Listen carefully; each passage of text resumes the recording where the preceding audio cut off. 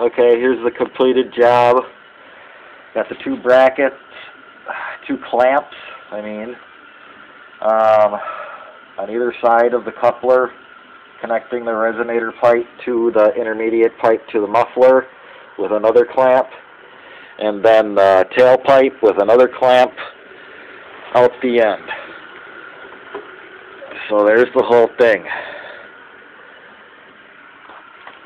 And I sprayed on the inside of the ends of these pipes, because these pipes are not stainless steel. They don't have any, at least at O'Reilly. Just to help give them a longer life. There's the whole muffler. So it should be good to go. So I'm going to lower it and then start her up.